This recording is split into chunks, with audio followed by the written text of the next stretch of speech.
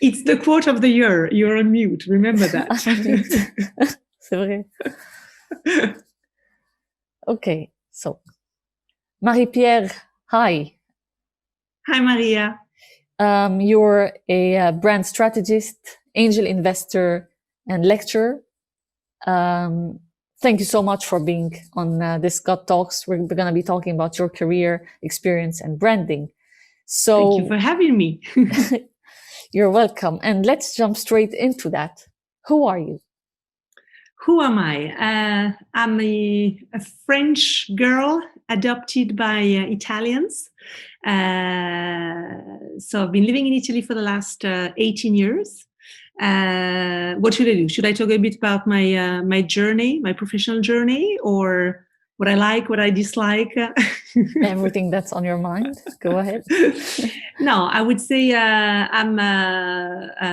sometimes I like to describe myself as a passionately analytical person and a creative business and strategist.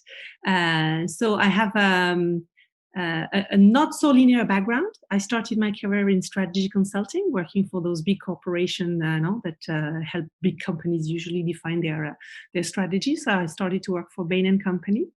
Then I moved to Club Med, where I was working in strategy, directing their strategic planning. And then I moved to Italy, and I was in charge of the marketing for the Italian market, so something very much operational.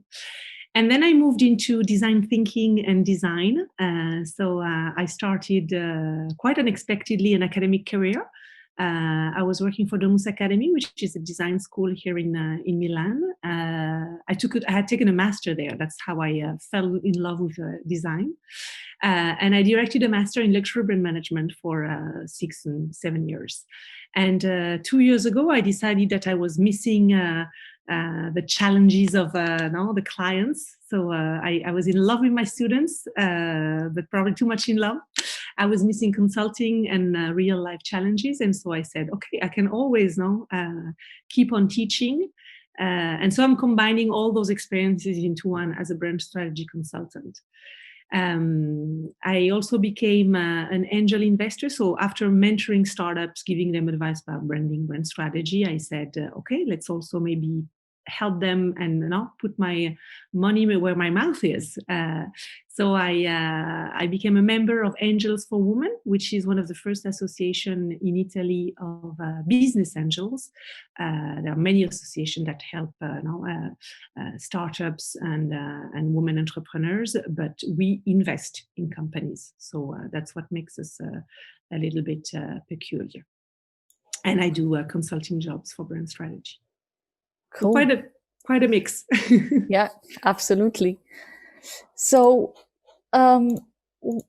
what is branding for you? Because you said you've worked as a traditional consultant, let's name it like that. Then you moved into design. So you work with different kinds of people. What is branding for you from your perspective? It's funny because, I love branding and I love to listen about podcasts that also talks about branding, and there's always this question coming up, and everyone has its own definition now. So for me, branding, the ing thing, is the process of building a brand for the long term. And what does it mean to build a brand is that usually you can build a business, you can build a product, you can be a platform, an IT solution, but building the brand is really going to build the emotional connection that your customer / user audience, all the stakeholders will have with your business. Okay, and that link somehow is the brand. So think about a conversation that people would have about your brand. So I don't know, a conversation people would have about ggutt, or a conversation people would have about a school, or Apple, or whatever. With branding, through tangible and intangible things, so you're trying to inform that conversation. Less and less, especially today, I would say, you're not going to be able to build everything, because those conversations, they're out of your control. Think of social media, but by doing branding and by building your brand strategy, you are trying to keep what you believe are your values, your product, your different out of the market, in a way that conversation is as close as you can with the idea that you have of your own brand and business. So it's a long definition, but I like this idea of the conversation, especially today. Yeah, especially it's all about dialogues. Indeed, it's also the customers who have the power in a certain way as well, and how they can, converse, as you're saying. So yeah, nice, long, short definition. You're involved with startups as well, as you mentioned. And it's a topic that can be often dismissed as well when startups get started. So why is branding so important for startups?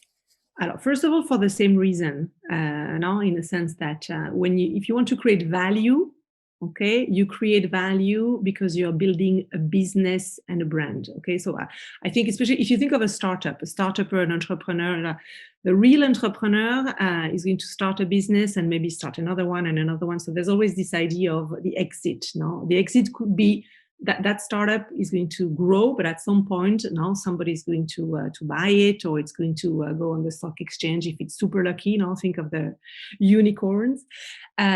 So building that brand is fundamental, because somebody else is going to come with another platform with more bells and whistles and more features and more functionalities, or different performance, or stronger, faster, more beautiful, etc. But if you have a strong brand, and so it's fundamental. On the other hand, I think that there are some startups, especially if you look at the US market or the Anglo-Saxon market, that if branding for you is a cool logo, cool colors, cool buzzwords, and we are direct-to-consumer company and communities and all those words, that is also part of your branding, but you don't have a product, or you don't have a service or a solution, then again, you don't have a brand. You have a visual identity, a nice logo, but it's not a brand. So for startup, it's super important, and usually startuppers are very much in love with their solutions.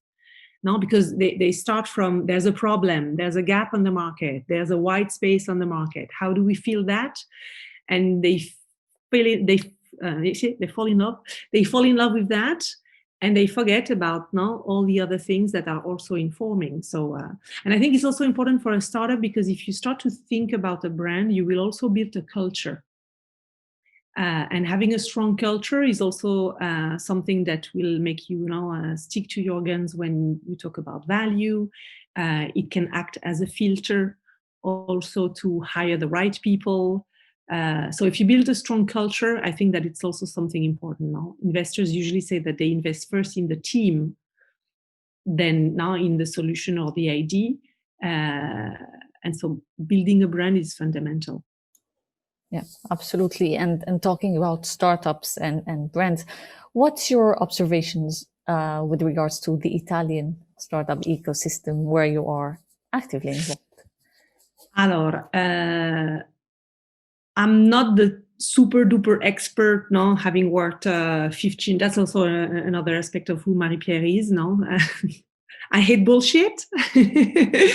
And so from what I can see is, we all know that the startup ecosystem in Italy is probably underdeveloped compared to, let alone the North American market and Silicon Valleys or Israel or whatever country you can think of.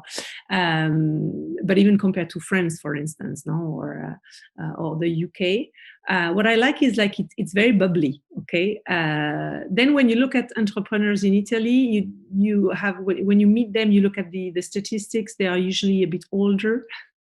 Now, hearing that the average age of the entrepreneur in Italy is now over 35 is always in other countries, it's always, but I think it's the ecosystem around the startups is getting richer and richer, more and more dynamic.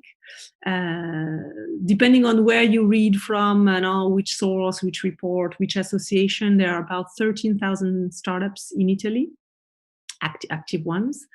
But it needs to be pushed much further. So having come to this, especially with the role as an investor, because one thing is to mentor, give advice about branding, business model, but once you start to be in this world of investing, and you get interested into those who are the different players. And the more I listen, the more I learn, and the more I hear the same thing, educating the younger generation about the fact that it's super important to have this entrepreneurial spirit. Which is weird because when you come to Italy, people tend to talk about the entrepreneurial spirits of Italians, okay? The fact that a lot of them are self-employed. I remember coming here more than 15 years ago and feeling like they had different jobs, were doing different things. So for me, coming from a corporate background, it felt super entrepreneurial. But Italy does not value risk, the whole system, the educational system. There's a lot of research, a lot of R&D. But when it comes to launching your own startups, here you are. You look at the average age of people and they are a bit... so a lot to be done. And so if I can contribute on my little side, super happy to do that. Cool. Yeah, well, one thing as well, which is not only in Italy that I've observed over time, is that many businesses as well are qualified as startups when they're not really startups. And this is not only here, this is everywhere really. But in, if you want, early stage kind of ecosystems, where, as we're going to classify Italy, this is one of the things that we need to change about the mindset. Like, if you start a marketing agency, it's not a startup. It might be in the startup phase, but it's not a new business. Exactly. It's a new company. It's new, yeah. Or at the same time, as one of my friends is also saying, that when we talk about woman let's say woman empowerment, woman entrepreneurship, sometimes they have businesses which are not the sexy terms of startup and PME, so small innovative businesses. But still, they are entrepreneurs. So I think that the vocabulary has to be looked at now from different angles.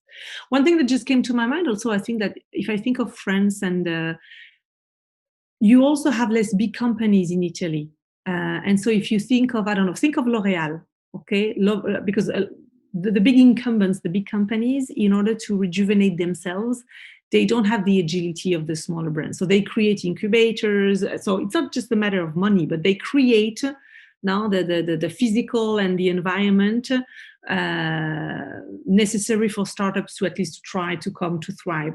If you have only medium-sized companies, maybe working, the leaders of packaging and systems and industrial, so probably it doesn't look as sexy. And so now maybe you will have a new technological solution, but not a new startups thriving in this ecosystem. And you have bigger groups in other countries. So I think it's like not the chicken in the egg, but everything has to grow together. The entire industry ecosystem has probably to grow together. But hopefully we'll get there. Yeah, hopefully. And there's a lot of work to be done, but I think it's step by step with the right mindset and the right people and the exposure as well.